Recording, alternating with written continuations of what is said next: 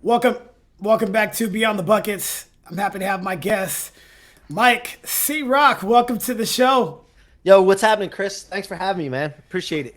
I'm happy to have a great conversation with somebody who's so like-minded, and I just want to get right into it. So, why don't you give all the listeners a fun fact about you, something that even if they knew you, they might not even know.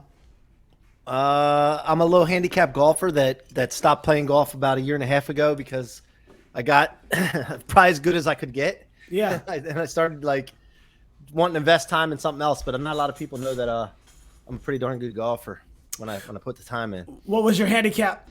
I got down to like a three, just over three. Wow, that's awesome. It does take a lot of time. So many of my friends that like to play golf. I used to play a lot more golf when I was an insurance broker, because that was just kind of the deal that you used to do. But Yeah. I'm so competitive that I don't want to start something if I'm not going to be really good at it. I'm an athlete, so I can kind of be okay. And baseball was probably one of my best sports growing up. But yeah, it's just one of those things. If you don't play a whole lot, you're not going to be great at it. Yeah, that's the thing. Like I took less time going out, and then when I did, I couldn't hit the ball. Like once in golf, once you hit a flush shot and you do it consistently, and then you go away from that, it's like the most frustrating thing on the planet. So like that's probably why I left it. I'm really starting to think about getting back into it though this spring, because I just missed the competition of it. Right. Yeah, that's the competition, the camaraderie, just spending time, out in the open. Yeah. It's very rare for busy people that they get that opportunity. So I just think that's a great thing. Moving on just a little bit, why don't you tell everybody a little bit of a background origin story about yourself? Yeah, Chris, I was grown up in a broken home. Don't remember my parents together. Grew up around a lot of brokenness, and in that journey, as a young child, for some reason, I was very self-aware and aware of my surroundings, and I paid attention to the people that I was around and what I saw with the brokenness. And I'm talking about depression, anxiety, because I consider that broken until it's fixed, right? I'm not saying that I'm not degrading anybody that's dealing with that. I take that seriously, but alcoholism, drug addiction, suicide, all that kind of stuff. And when I was watching and observing, I noticed that the cousins and uncles and aunts and grandparents that were dealing with this were telling themselves a story of why they were like that. And then they would tell other people stories of why they were like the way they were and why they were doing the things they were doing. And at a young age, I realized that it was all BS, and I started calling them out on it. I had the courage for some reason as a young child to call them out on it and say, no, you got to switch the story you're telling yourself. And it was an uncomfortable and difficult thing to do, because it does take courage, because you get backlash, you get resentment. And being a young child doing that, then from that point, seeing that, I had to make sure that I was telling myself a story of why I was going to be successful. So I guess like from start, I was always a people builder. And just something that led me into where I am now, where I've always been trying to coach people, elevate people, making sure that the people around me, when they left me, were feeling more unstoppable to live in the life of their dreams than not. And I just continue to upgrade and play a bigger game in that realm. Wow, I love that. You're not letting your circumstance determine what you're going to be and who you are, and so having that fortitude at an early age is just really important, because I guess I didn't have a full broken home. I definitely knew my parents. My mom was like the lifeblood of me growing up, and still is to this day. And my dad was in my life early on, and then they split up when I was about 8, and so things kind of were up in the air with the relationship that I had with him, basically from 8 all the way till still now. And I have 2 kids. He hasn't seen his grandkids yet outside of pictures and things like that, and he's still alive. But Now, Chris, yeah, with that being the case, can you imagine like not seeing your grandkids? I Like, can could you I imagine could not seeing your kids? Like, I wouldn't even want to do the every other weekend thing, any of that stuff. Like, I can't imagine that. I Like, couldn't I couldn't imagine it either. And before my son was born, I went out and visited my dad, and I have no animosity towards the whole situation, just because my mom was so like, no, your dad's a good dude and all this. She was just so loving in that way. So I never held any animosity towards the whole situation. But then I got older and I just kind of wanted to know what was up. So we went out there and I talked. He lives in Omaha, Nebraska, and I spent the whole weekend and we just got to actually talk. And, the questions that I wanted to ask, I was able to ask, like, where were you at during that whole time? What was it like for you? And then I found out so much of the trauma that he had in his life was basically the reason why he was acting the way he was or wasn't able to be there for me as well as my mother. So it made a lot more sense as I got older. And now I can I had to not have a father just so I can be the father I am now. Yeah. And I truly believe that. Yeah. But you see what you just said? He was telling you a story and himself a story of why he had to be like that, right? Which that's the key. Like getting to the root of that and switching the paradigm, right? That's the key with everything. Like, we could both say because of that situation, we are the way we are now, right? And that's the right way to do it. But we could also falter and have a lot of failures and start saying those failures are coming from the way we were brought up. Right. It's all a matter of what we decide to do, right? The choice that we make and then what we commit to. So yeah, man, I'm with you on that. Yeah, I love the perspective because you can paint anything however you want it. It can be a positive or negative. You can paint the ugliest painting, and if you turn it upside down. I remember I was watching. I was at our school and I was watching somebody present, and somebody gets up there and they're painting all this stuff and it just looked like a bunch of paint, and then the artist switched it and turned it upside down and it was a beautiful picture of Jesus. And it was just one of those things, because if you look at it this certain way, it is a negative, but then if you turn it the other way, it can be a positive. And I guess that's probably what your book is about too. So maybe that's a good segue to that. Yeah, and you know what? Like, I'm looking at something when you're saying that, and you talk a lot about basketball or beyond the buckets, right? Yeah. But you work with players and all. But I was a football player growing up. I played in college, but I never grew big enough or fast enough to really go pro with it. And I always, as a kid, like when I was little, I always wanted to be a football player. Yeah. And despite the fact of not being able to go pro, I just a couple months ago was able to play on a basketball court in a celebrity basketball game with T.O. and other NFL players, some Globetrotters, but nonetheless, like, I was an Eagles fan. I'm still an Eagles fan. Unfortunately, it is what it is. But like watching McNabb and T.O. back in the day, and then now I was able to throw pass. He was on my team, so I was throwing passes. It was on a basketball court, but I'm throwing passes to T.O. Are you kidding me? Like, right. And I'm just like a normal guy, man, from like a small town in Maryland. Like, really? So it's like it I could be miserable that I wasn't big enough and fast enough and this and that. But then I started thinking of ways as I got into this community that I'm in, of thought leaders and super successful business people. How can I get on a court and a field with a former professional, like a Hall of Famer? You know what I mean? So it's all about what you make of it, man. And everybody says that, but until you actually do it and experience it, it doesn't become real. For sure. And you can think of all the success that T.O. has had in his career as an athlete, but a person like you has had equal success, just not in the limelight. And the way you frame things is everything, in my opinion, because like, just because he's famous doesn't mean that he's super successful. Like, he's still trying to get back into the league right now. Yeah. He's trying to work some things out personally too, like with his mind all the time. Like, he's trying to get better. Something too, like, he got to play with me. There's nothing wrong with being fond of yourself, right? I mean, Absolutely. Really, everybody frowns on that, but I think it's a good thing to be fond of yourself, man. So he got to play with C-Roc. No doubt. I think of things in that same way too. They're lucky to know us as well. And we can help each other that way. Yeah, exactly. But yeah, you got to be your own cheerleader sometimes, because the world will take you down if you allow it to. 100%. Absolutely. So growing up, obviously you said you played football. What were some of the things that you learned from playing football? I was a football, basketball, and baseball growing up. Basketball was my first love.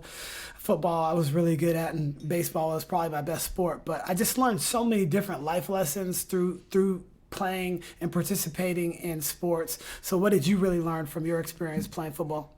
I have a set of core values that I use personally and in our business. And those core values I think come from playing football for, since I was, I don't know, 10 or 11 years old till I was 20-ish, something like that. The first one is vibes matter and emotions are contagious. So throughout a company, a team, or anything, people's emotions affect other people. People will bring people up and people will bring people down. So that's the first one. Right. The second one is, and this, by the way, this is an acronym, VITAL. Vibes matter, emotions are contagious. The I stands for imagine, no lids, endless potential. Like you don't know what your potential is, so you cannot limit yourself by putting a lid on it. Sure. Right? On your goals and targets. So that's the second one. The T stands for take 100% responsibility. Like the blame game never works. So you need to take responsibility, extreme responsibility over everything. The A stands for all setbacks are rocket fuel. That's what I wrote my book about. Converting setbacks, converting negativity into rocket fuel to become unstoppable. So if you get knocked down, you have a setback, you lose yardage, you have a penalty, you miss a catch, whatever it is, you use that as fuel or a training session for the future. So that's the A, all setbacks are rocket fuel. And L, vital, leadership starts with me. Every single person should consider themselves a leader because everybody's watching everybody to react and to figure out what they should do next. And if they see Chris laying off and he's not taking leadership, and then that affects them, and then they're not going to feel like they need to take leadership. Hey, he ain't doing it. Why should I do it? So leadership starts with me. And no matter what your position is or what level you are, starter, second string, whatever, you're a leader. So I think that's those, what is that, 5 letters? Something like that. So those 5, I think that's what I really got out of it. Wow, that's really good. I'm gonna definitely check out your book as well because there's just so many parallels, and in people that are high achievers. And one of those things is creating. You created that. That's something that you live by every single day, and creating this acronym makes it easy for you to define and then implement into your life. One of the things that we implement in our system is care, and the C in care is being consistent. And I learned that from my father. Yeah, he was there early on, but he wasn't there basically from 8 till I'm almost 40 now. Consistency is key. The best business people, the best athletes, the best parents, the best in anything are always consistent. You look at LeBron James, he's done it for 19 years now.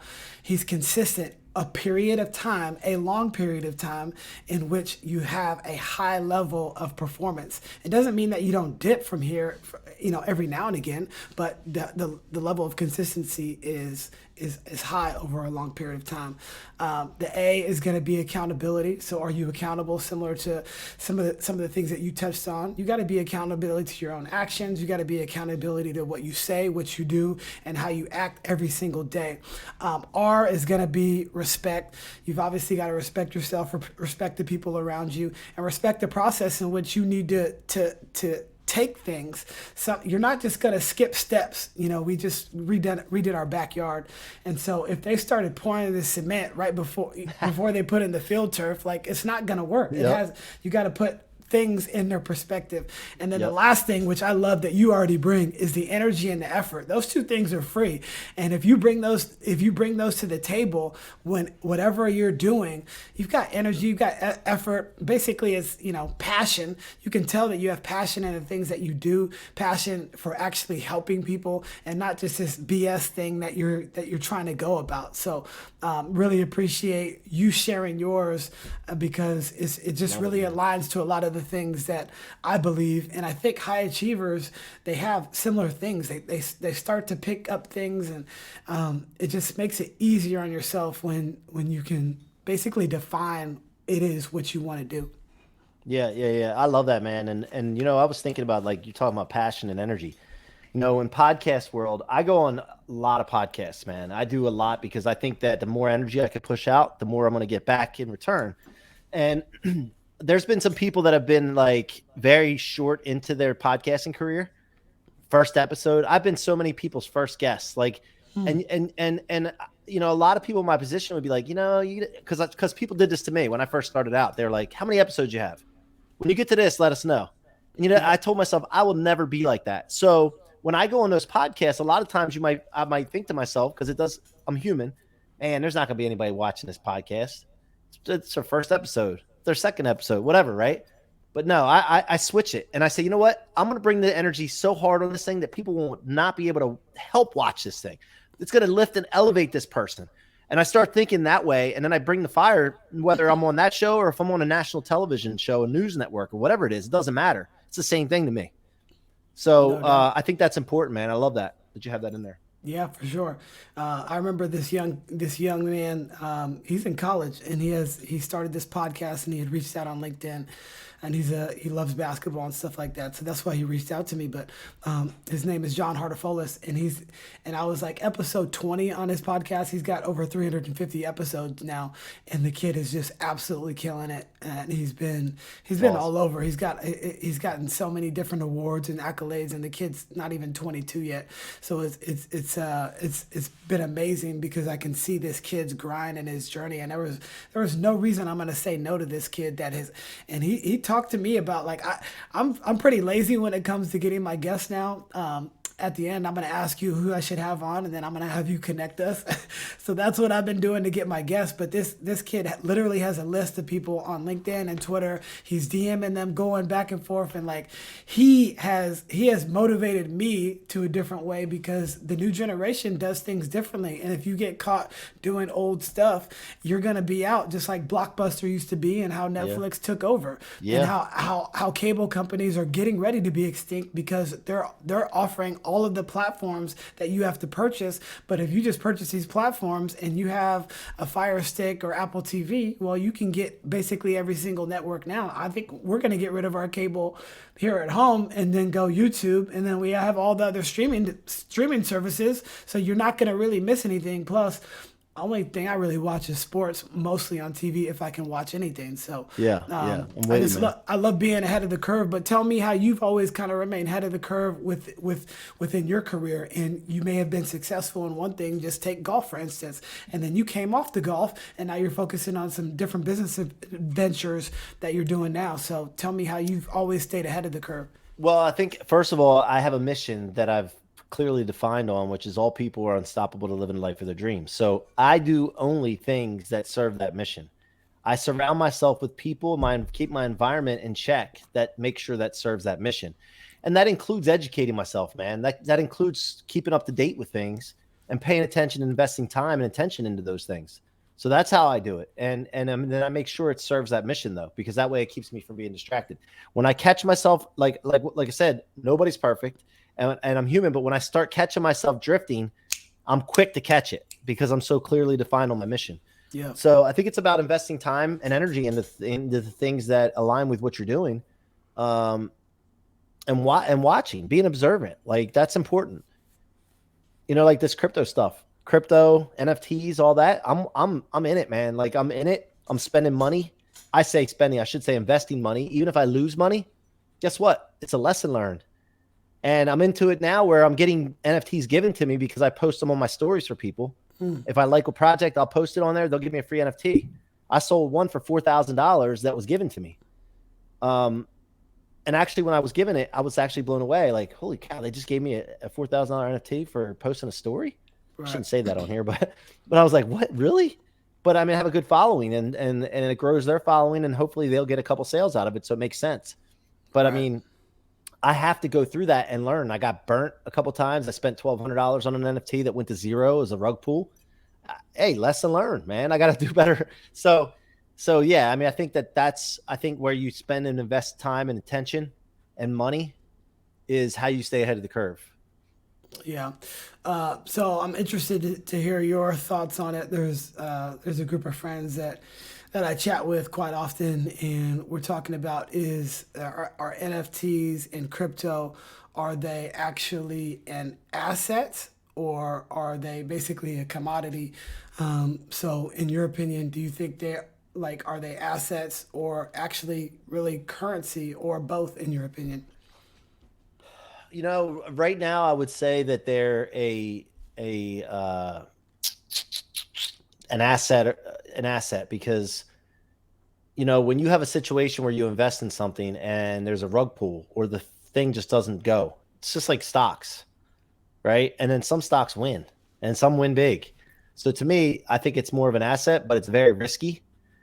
And the currency model and the currency aspect of it is more on the crypto side, I think, Sure. from what I'm seeing. And that would be more, I would call, a currency situation at some point in the future, not now.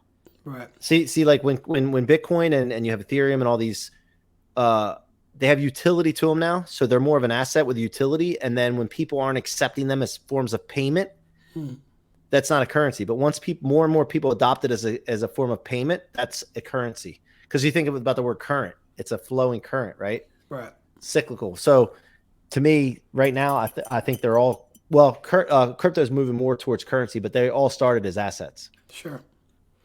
And it would be smart that you, like you mentioned, get knowledge about the subject. And if you have the opportunity, you should actually look into it, because it's going to be a learning experience, even if it may be a positive learning experience or a negative experience. But at the end of the day, it's going to be an experience that you now have the knowledge to maneuver later on, and you can be late to the party. But this is a real thing, especially with the way that the American dollar is depreciating, because we're just continuing to print money. It makes it, with this inflation, you never know, but it seems like the crypto is going to not be impacted by the inflation, because it is, I wouldn't say more secure, but that if you're able to use it as currency, well, it should be able to hold its value more. One, because less people have it, and it's less frequent. And so if you and I both have crypto, well, we can exchange our currency that way, instead of having the dollar depreciate the way it is, and like I said, just printing the money. Well, and also you have to have the limited supply, right? Like there's got to be a limited supply. Right. Money, there's no limited supply, man. It's just like print on demand. Right. And if I'm not mistaken, crypto, there is a limited supply. Not all of them. Bitcoin, yes. Yes. But there's some, like I don't think Dogecoin has a limit. So there's some, what they would call, what do they call those coins? Meme coins. I think they call them meme coins, right? Something like that. But they don't have supplies to some of them, and so the value. Ethereum, is there a limit on that? Yeah, I believe there is on Ethereum. Okay. And then do you just deal with like the big boys, Ethereum and Bitcoin, or do you look at some of these other smaller ones? Well, I've invested in Bitcoin, Ethereum, Solana, Decentraland, Mana, I guess they call it. It's a coin for Decentraland. Just playing around with, like, the big money is Ethereum and Bitcoin and Solana. Those three are the big ones that I put bigger money in. But the other ones I just play around with just to see. Right. What happens, kind of learn with them. Because technically, we could start our own Coinbase operation as well if we really wanted to, and if we had the backing to do it, we can probably make it pretty popular. Like when Elon says something about it, then everybody kind of jumps on it. If you had a wave like that, it would be, not, I wouldn't say easy, but it would be easier for somebody like that to put together something that is probably sustainable over a longer period of time. Yeah, but I don't really like something that, like, just somebody like Elon comes out and says something and the value goes up and then people pull and then they pump and dump kind of thing. I don't like that idea, because then you get some people that aren't very educated on it and they have to learn tough lessons. But still, I don't want to be a part of that. You know what I mean? Like that's right. I'm not a fan of that part. But again, I'm still learning. I'm very novice, but I know more than most people just because of the experience that I've been in the last year. For sure. Well, the experience with GameStop was basically that same thing, where there was a lot of money pumped in, and then when that money came in, a lot of people dumped it. Obviously, it was just, it was basically people trying to get back at the establishment for making so much money over these years, and now this company that wasn't worth what the stock was trading for is now astronomical numbers, and some people definitely got in at the right time and really prevailed. So that was well, they hurt the people that were betting against the stock. Yeah, you know what I mean. That's what the big problem was. For sure. Yeah, it's just as I get older and you start to dabble in some of these things, it just opens your eyes to what really goes on. And I'm just astonished by the lack of I would say naiveness to so many things that are going on. And I never would have thought that way even 5 years ago. And now you just kind of look at things at a different perspective. It's like, wow, all these things are really going on in real time, and we have no clue Yeah. was actually what. Well, just think about the people that are like some of these young kids that made millions, like in these NFTs and crypto, and they would have never come close to that with any other job or career or anything. They just fell into this, and now they're multimillionaires. Now, I believe that you'll see most of them go broke because people that get money easily get rid of it easily too. Right. And so, unfortunately, and you see that with athletes, pro athletes, and stuff that that we don't have financial literacy growing up. A lot of people in the school system, so they get money quick, and or they get around the wrong like financial managers or something, and people take advantage of them. And then they don't have the right sense of money, wealth, and worth.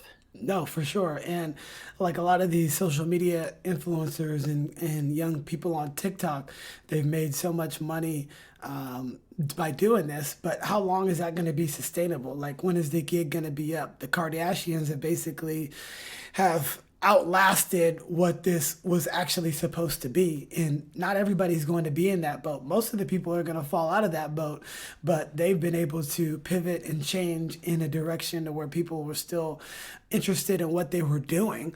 And some of these people that are gimmicky, and I know there's like, they have like influencer houses and all that, like that is going to fall by the wayside at some point. When is that going to fall? I saw Netflix had that influencer house show or something, and I told my wife, I'm going to go out there, and then I realized it was like all like really young teenagers. I'm like, nah, I can't do that. I know it popped up on our feed too. Actually, last night. Yeah, it was last night when I saw it too. I was like, what? This is it's intriguing too. Some of that stuff is like intriguing to me just because it's just so different. And like I said, I just kind of want to know what it's all about because I don't know the reason why they're so popular. But well, look, we have a 10x incubator, which is an incubator that's developing tech companies, building, scaling, selling 10,000 tech companies in the next 10 years with a guy named Grant Cardone and Jared Yellen. Yeah. And when we go down to Miami, that's where they're based. We go down to Miami. We have a videographer. His name's Art. We have Grant's got Johnny. Like it is like content house. But it's all grown-ups. Like, and we shoot stuff all the time, but it's not. I don't think we have as much fun as those kids were having. So I think we need to turn the fun button up a little bit, or dial it up a little bit more. And those are mid-level celebrities that everybody knows. What's the one like super popular family now? The Demilios, is that it? I don't know. I've never heard of them. I think the girl's name was Charlie, I believe, and they has a sister. I've never seen any of their stuff. Yeah. You know what? I saw something recently on how much they made last year on TikTok. Yeah, my daughter she's 9. She was like, yeah, that's so and so, and that's her sister. Yeah, I know who you're talking about. And our kids like they're called Fun Squad on YouTube. Yeah. And it's this family of I think like 6 or 7, but the dad and mom and then all the kids. And you see their house when they first started till now. It is crazy how big the new house is compared to what it used to be. And they're just pumping these videos out 2-3 times a week, and it's just crazy how you can just go from 0 to 100 so fast. Well, look, that's the whole thing with getting an idea in your head and removing all obstacles, no fear, no judgment, no ego, which my coach calls the 3 keepers. You control them. You get an idea like, hey, listen, it'd be cool to like just distribute content and video about my family's daily life. Somebody will watch that because reality TV is hot. Right. And it's been hot since it came out. And stop thinking about, oh, I'm not going to do that. Oh, what about our privacy? Oh, that wouldn't work. How are we going to get? No, you don't think about all that. You think about the reasons why it's going to work, and then you just execute, and bam. That's what people that are successful do. People that are still stuck in mediocrity and not doing the things that they come up with ideas and all that. They're so focused on those other things and why they can't do it and why it won't work rather than why it will work. And that is simply the difference. If you can have a vision and an idea, the difference is execution versus not. That's Interesting. it. No, I love that. And think about it like this. I think you also have to look at the possibilities because when you first start something, you have no clue how big it can possibly be. Look at Twitter, Facebook, Google, YouTube, anything like that. You never know, and you Right. never know how far you're going to be able to get it. And then once you get to a certain point, there's really no turning back.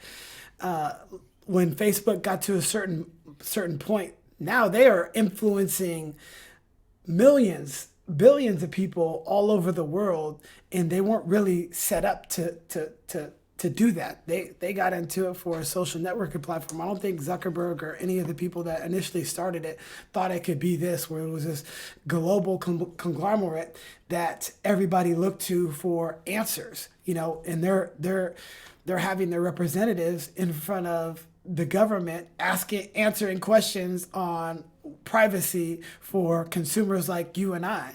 It's just amazing.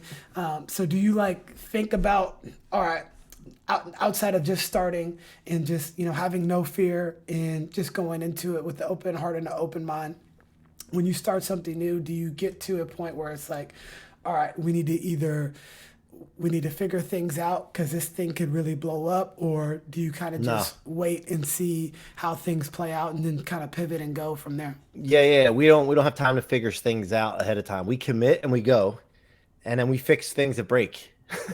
That's how we do it. And it's scary as hell sometimes. Yeah. I got two tech companies that I started, co-founded with 10X Incubator, and I've never been in tech before.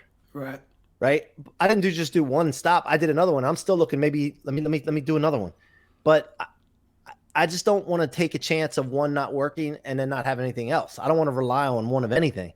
Right. So no, we commit, we get an idea, we commit to it. We run as far as we can with it. It breaks, we pivot, fix it, move 1 degree, learn from it, whatever the case is, and then keep going. And right now, for example, we have this one company called Blooprinted, which is it's a marketplace where people can go and search a category or topic and find exact step-by-step processes to achieve things like travel hacks, relationships, how to write a book, how to start a podcast, you name it. We're going to have blueprints in there, which are step-by-step guides to achieve something. And, you got all these course content platform, which are great, but that's consuming, right? You're sitting there consuming something. We want people to start taking action. And I know that people remember how you make them feel rather than what you're saying to them. People will forget what we're talking about here, but if we make them feel a certain way, they ain't going to forget that. And that happens from doing things. Not consuming, but doing. And that's what Blueprinted is all about. But when we did this, the reason I wanted to bring that up is, and by the way, Blueprinted is spelled BLOO, not like the color. We switched it up a little bit, make it different. Blueprinted. We're raising money right now. I self-funded the first stage with my partners. We are raising $500,000 right now, which is that's a drop in the bucket in tech. But to me, that's like $500,000. I've never raised money outside of my friends and family before. Right. And so now it's like, okay, we need to do this. This is what we're going to do. And we're just going to go at it and we're going to figure it out. So what do? I made a list. And I have 11 people just from today. I just started making a list of people that have money or know people with money. I make a list. And then what do I do from that list? I'm reaching out, setting up appointments. And I'm just going to share with them the opportunity to go on this journey with us, right? I've never done this before. I'm just going to figure it out as I go. Yeah. And I'm going to take the feedback that I get from them and use it for the next call to readjust and keep going. And then you build upon that way and you get confidence that way. And so, yeah, to answer your question, dude, no, it ain't no figuring it out first, man. You commit and then you figure the rest out later. That's how I am as well. So in Blueprinted, it's a really great idea. It's basically an online repository that distributes information with the intent for them to actually act upon that information. Am I getting that? Exactly. Okay. Exactly. That's it's awesome. The blueprints. And then Tipperosity is the one that we have behind it. Tipperosity is a play on the words tip and generosity. We're creating a generosity movement and encouraging people to give more when it comes to service professionals like bartenders, waiters, bellhops, housekeepers, anybody that you would tip normally. We're creating an innovative way to encourage people to give more and help them understand the more you give, you get everything. And understanding that it's a flow, it's energy, it's a cycle. And we're also going to save businesses of the transaction fees for when you think about a restaurant that gets tips in credit cards, tips via credit cards. Guess who pays the transaction fees on the credit cards? 3%. Yeah, the restaurant owners. So if we could figure out an innovative way to eliminate that, that's going to help them as well. So Tipperosity is the next one, and we're having our friends and family night this Wednesday to raise pre-seed $250,000 for that one. So again, I never raised a dollar outside of my friends and family, but yet I'm going for almost $1 million in the next. I want to get it done. Our target's by the end of January. True. So, and so these will be the angel seeding rounds. No, this is before that. So this is friends and family only, and then you'll go into the. And then it goes to, we have an angel investing network called 10X Tech Angels. Mm-hmm. Yep. And then it goes from there to the fund to the big boys.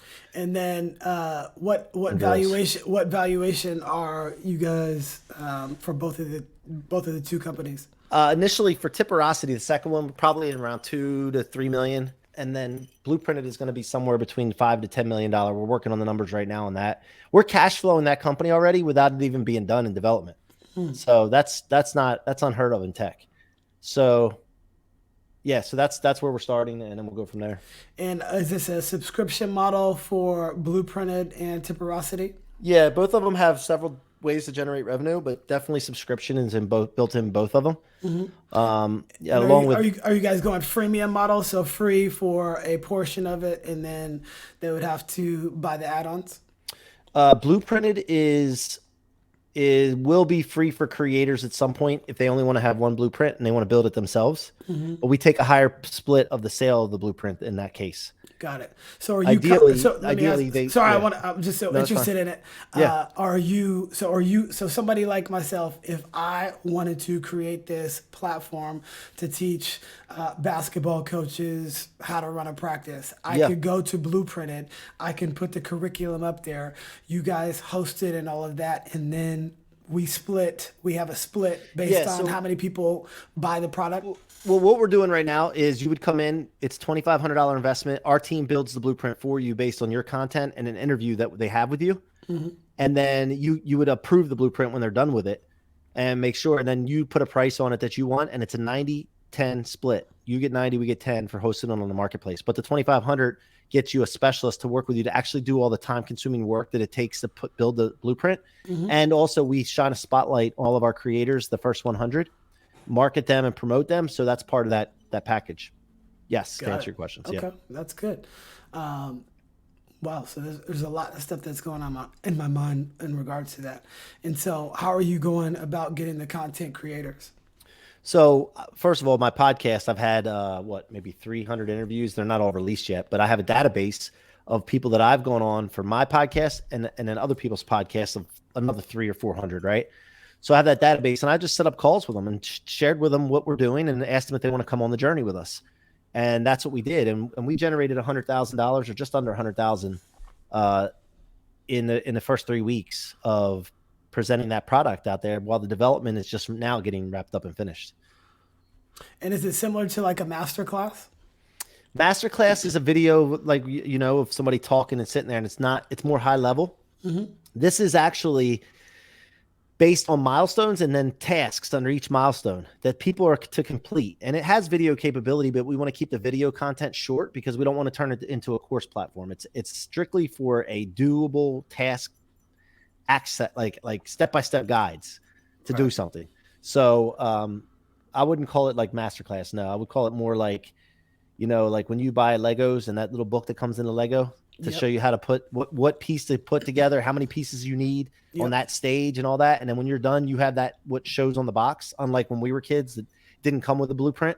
When we were kids, it just came with a picture on the box, and then we would try to put it together. And I'd end up with like a Legos that was supposed to be a castle. And then I would have like little like broke ass cars. For sure. You know what I mean? So that's the difference. Yeah. So it's basically like an easier way to find out all the information that you're going to search for online anyway. So like you mentioned, eliminate all the fluff, man. Like get rid of all the garbage that doesn't need to be there. Just tell me what to do. If I'm a motivated individual and I want to achieve something, what do I need to do? Granular steps. Just tell me what to do, and I'll do them, and I'll have the outcome.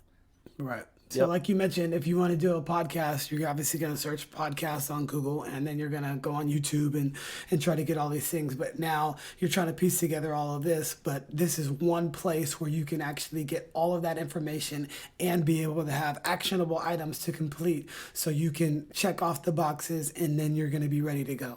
Exactly. Yeah, like a coach How do I run like, let's say you get a coach in a youth program, or he's just, look, man, I'm a father. I'm volunteering to run this basketball team because there's no other coaches stepping up.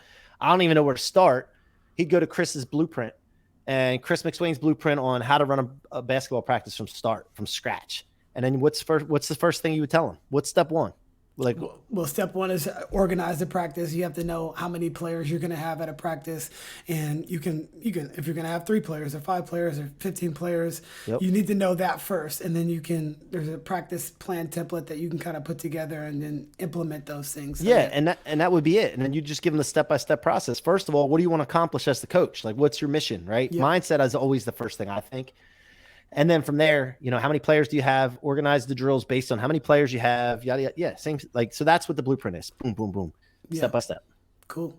And so you also used to do real estate as well. What capacity were you in when you did real estate? Well, I started out as a realtor back in the day, and I became a top producer, but then I didn't like showing people houses. And when you're in real estate, you'll find that most realtors get their license, but they don't know how to run a business. They don't know how to do customer service. Sure. And they don't know how to take responsibility. So I ended up a lot of times doing both sides and everybody's job for them. And I'm like, you know what? I'm not doing this. So then I got into the mortgage business where I could control the transaction, because the mortgage person is the keys to the house, like really when the money, right? So then I got into that as a loan officer, and I decided to play a bigger game and build a division of branches. And so my partners and I got together. I have 3 best friends I work with, my little brother and another lady that's been with us for 10 years. And we run this large division. Now it's still, to this day, we're still in it. And we've built a structure now where it runs like a machine, and we're going to continue to grow that to 100 million in loan volume per month. So yeah, I'm still in that game, man. Nice. And so you're able to still have other people manage most of the day-to-days. Obviously, you might have a 350-foot angle understanding what's going on. So that's it. It's similar because there's, we own a basketball training facility, but I'm rarely at the facility because I have other things that are going on, but I know everything that's going on, if that makes sense. Yep, exactly. That's exactly the way we set it up. Sounds like you're doing the same thing. And then, so when did you pivot to the tech space more recently? Yeah, about 1.5 years ago. Well, let's go back a ways. 2.5 years ago, I started the podcast, and I started looking back at my journals recently, and I think it was like 3 years ago. I said, I want to have a show. I had no idea how to do it. Yep. I had no idea what a podcast was. I'm going to write a book. I started writing goals down, and I didn't know where the stuff was coming from. I just came out of my head and I wrote it down. And then I released my book last May, Rocket Fuel. I started a podcast in fall of 2019, and I started going on other people's podcasts. And I did 400 podcasts in a year, mine and other people's. And I just went nuts and leaned into it. Yeah. And then I met a guy doing all that with my social media outreach and promotion that I do with social media, named Jared Yellen. And Jared is the co-founder of the 10X Incubator with Grant Cardone. And I introduced them two together, and they hit it off, and they launched 10X Incubator. So, but the tech part was about 1.5 years ago is when I got involved with Jared, and we started on the mission, Blooprinted and Tipperosity, and then 10X Incubator. Yeah. So tell me about the podcast and how you've been able to continue with it, because it's a hard thing for somebody that doesn't know. Like when everything was shut down, it was easy for me to get a bunch of just film a bunch of guests. So like throughout the whole week, because our kids were still going to school. Our school didn't shut down, so I would literally have a podcast guest every single day for Monday, Tuesday, Wednesday, Thursday, Friday. I did that too for a while, yeah. But more recently, especially since we're in season now, it's been really difficult for me to find the time to get the guest, and the guest has to have the right time. There's only like pockets. So have you been able to manage it as things have started to open up over the last year or so, to continue to make sure that you prioritize that podcast? Yeah. See, what I do is I structure out my week, right? And so my show, I only do Thursdays. Now, when I first started, I would do it every day whenever a guest could come on. I was like, just load them up, man, load them up. Then I started getting in a situation where I couldn't be creative because I was always doing podcasts, right?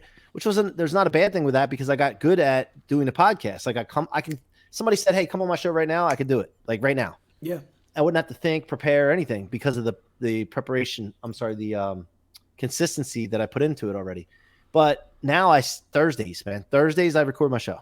So I have when I send my Calendly link out, we have a process. And when I send my Calendly link out, it's Thursdays. Okay, they pick a Thursday and they go.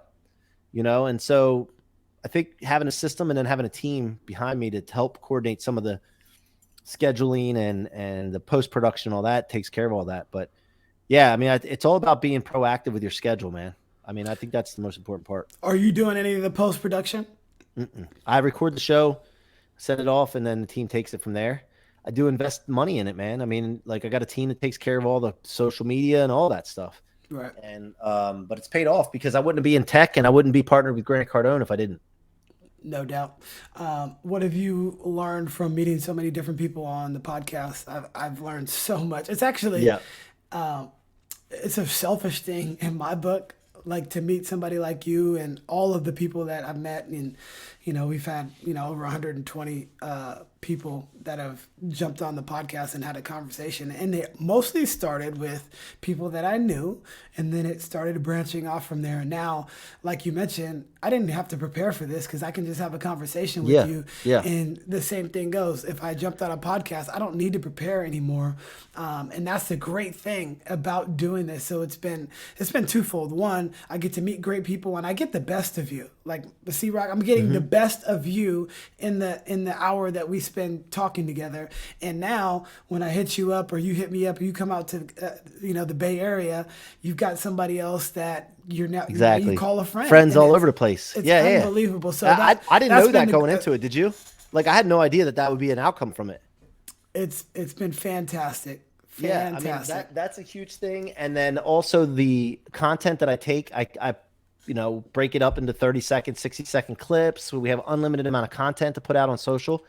And the other thing is that I hardly ever watch the podcast back. There's only been a couple that I watched back, and I still have this library that I can go back to and watch. But really, I think it's like subconsciously what you absorb from these guests, the different people, that you pick up this stuff, and then before you know it, you don't even recognize yourself. Yeah. So I think that's a lot to it too. So yeah, and like we now have this repository as well, where our kids, like God forbid if something happened to us, they have hours of content that they can watch their dad online. It's just I think it's just great where they can hear your voice. They know they can hear the stories, even if they could care less about who the guest is. They can still see their dad, and I think that's important too. And one of the reasons why I started was when Kobe Bryant passed away. He was doing so many great things, and obviously I'm a big basketball fan, but he was doing so many great things with his post career that were going to outweigh anything that he did in his basketball playing career. He was just doing so many important things that were off of the court, and for not just his daughter, women's basketball, and just the production companies that he had. And then when he passed away, you can't think that you have time. And so if there's I used to want to share. I don't want to share all my good ideas. I wanted to keep them all together. But what I've learned is if you share these great ideas with other people, they're going to spark different things. And then you just get to a point where I didn't think of it that way. And there's been multiple things that I'm gonna take from you, like the vibes. I'm definitely taking that from you. I'm gonna give you credit the first time, but I'm stealing it from you. No, that's fine. Hey, look, seriously, my mission is all people are unstoppable to live in the life of their dreams. So if that means somebody takes something that I said and uses it to elevate other people, that's what the mission is. And so, yeah, man, I mean, conversation sparks the future. Mm-hmm. You know what I mean? You cause and create futures via conversation.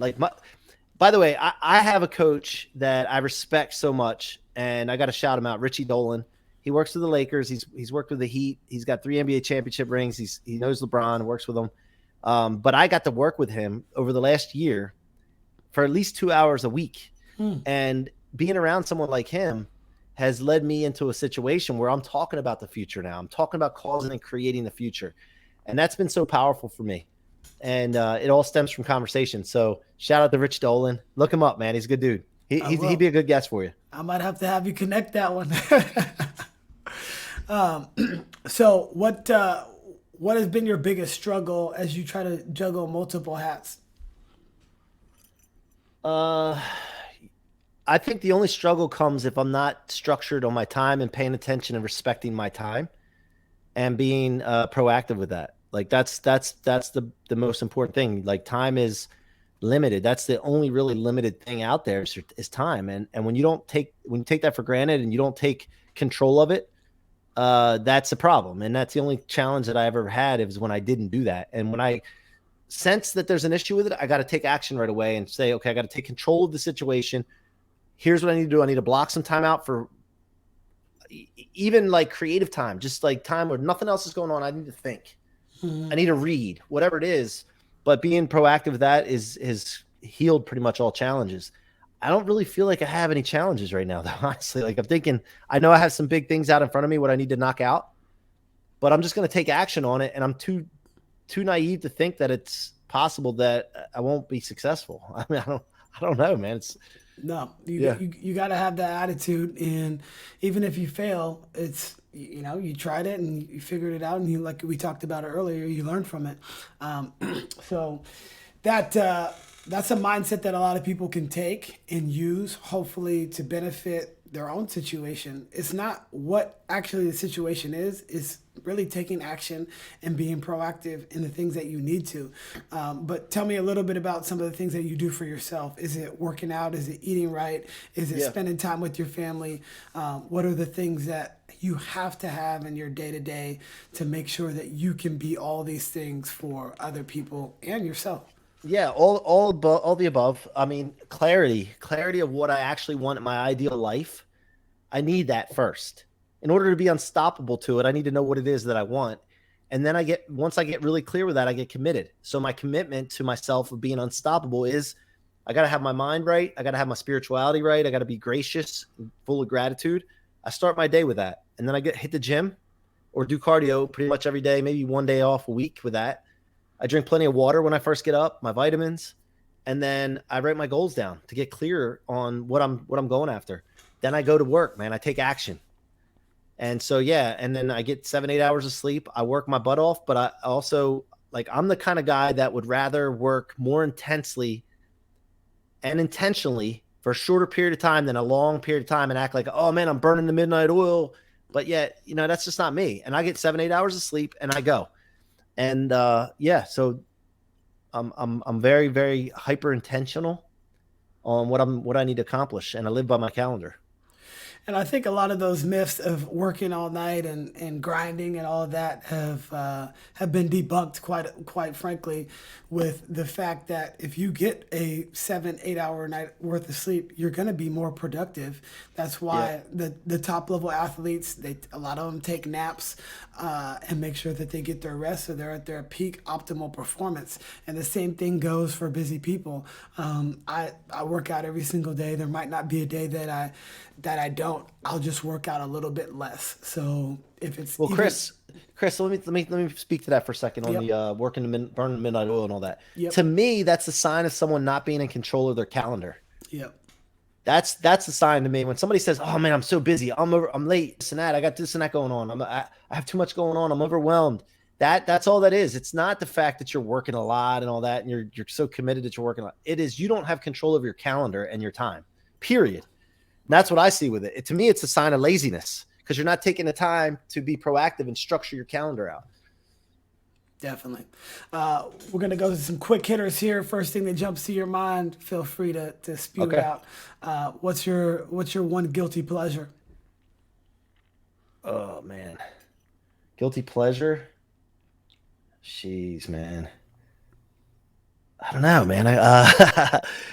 I try to clean all that up, man, lately. And I really thinking lately, but see, this is, I watch Netflix at night when I go to bed. I'll fall asleep during the show, but at least I start a Netflix show with my wife and I spend time with my wife. But that's not really guilty pleasure Netflixing because you're hanging out with the wife. So, man, I don't know, dude. My guilty pleasure, I would say, is like I'm obsessed with my mind and like I read all kinds of books and things on my mind. But I don't know if that's guilty. Shit. I think I'm pretty good shape there, dude. Honestly. There you go. Not my whole life though. I haven't always been. For sure. What was the first job that you held? First job was working at this place called the Beach House where I would restock shelves at this little like corner store.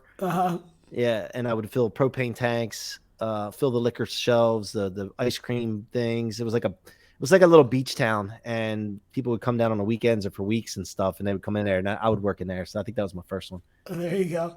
So my first job was, first of all, I don't have too many guilty pleasures, although like we don't have much sweets in the house. But if there are sweets around, then I'm gonna eat them. So it's like the out of sight. French fries. Oh, French fries. French You got fries. me. You just made me think about it. If my kids, I won't order them myself, but if my kids do it, I'm stealing their French fries. Yeah, that's it. That's it. My wife and I went to dinner with our friends the other night, and they had these truffle fries, and they were we got 3 rounds of them because they were that good. Yeah. But my first job was a tour guide at the Winchester Mystery House. You can look it up, but it's a 90-minute tour, and you're giving tours to toddlers all the way through elderly men and women. And you had to be dynamic, but I was very shy at that point. So you had to memorize this script that was not like an hour and a half, and you go through all the rooms and talk about the Winchester Mystery. I still remember the script to this day. That's because it wild. was embedded in me. But that was my first job. But I didn't want to do it. My mom had bought me a car. She got me a 1982 BMW, and I had to get some gas in the car. And that was the way I did it. So I would give 4 or 5 tours a day, and it was wild to say the least. That's but cool. I'm glad I did it. What was the worst job that you had? Worst job is pouring concrete, man. Pouring concrete, rebar, and all that stuff, man. That was pretty bad. Actually, that's physically probably, but there was another job I had which was auditing or taking inventory, and was called a company called RGIS or Regis. And we'd go into grocery stores and dude, all hours of the night because you had to go in when they were closed. Yeah. And I didn't get any sleep. I would be working from job to job. It was terrible. And I would wake up like in the middle of talking in my sleep, counting. Like Wow. that was pretty crazy. So yeah, those two. If you weren't doing what you were doing now, what profession would you be interested in? And I'll tell you mine before, so you have a quick second to think about it. Yeah. I would love to do video editing, documentary type of stuff, tell stories. If I had 1,000,000 hours to spend, I would love to like put together stories. When I first met my wife and we would go on vacations, I would film it all, and then I'd make this video and we kind of watch it with our families after. But I just don't have enough time to do that, and I want it all to be perfect. So that's not the best thing for me to do with my spare time, but I would love to do that. I don't have the patience for that. But I think that if you really want to do that and you're committed to it, you will find time. For sure. I don't want to commit myself right now. Yeah. So Maybe when when I get a little bit older and I got things that that are off my plate, but it's not a priority. It's just something that I like. I think mine is shit, man. There's so many, but like I love golf, man. And if I could get back into golf, well, I can get back into golf in 3 times a week, and like, but I got to get my money right first, man. Like where I want my money. Like I'm good. But like I want to get to a place where I can donate $9 million, for example, for this building that the church wants, right? Like the local church here wants to build this big building where they can play indoor soccer, lacrosse, basketball, and all that. And they're trying to raise the money for it. All that, dude. I just would love to be able to like write a check. All right, here's 9. Just go put that thing out there. Oh, Mr. C-Roc, you want to put your name on? No, I don't want to put my name on it. No, like just give it to, and don't tell anybody I gave it to you. That's what I want to do. And until I get there, I don't feel good going and playing 4 hours worth of golf. It's just not my mindset anymore. Right. So I think I would like to be able to get to that point where the money's where I wanted to do those things. And then I'll be able to go out and play golf and enjoy myself like that. I love it. That's awesome. And, you can definitely tell you have a philanthropic personality. You love helping people. And, if nobody's told you recently, I know you'll tell yourself, but you're doing really great things. And I just appreciate your time, because your time is valuable. You didn't have to jump on this show. And I just thank you for that. So well, thank you, man. For giving your flowers while you can still smell them. Thank you, man. And I love what you're doing. And I'm going to send you an email after this with a link for Blueprinted so you can check it out. Oh, I'd love to. Would love to have you part of the family, man, because we don't have anybody talking about coaching in there yet. Definitely. I'll definitely check it out.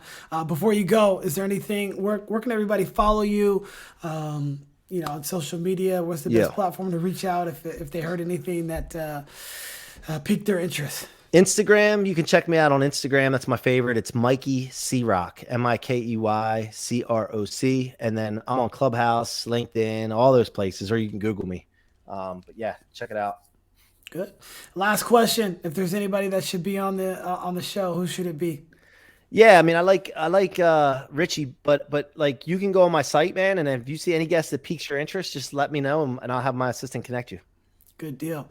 Well, man, I really appreciate you joining the show. It's been the hour just flew by. I mean, it sounds like it felt like we were on for like 5 minutes, but thank you, brother. Thanks, Chris. Appreciate you, man.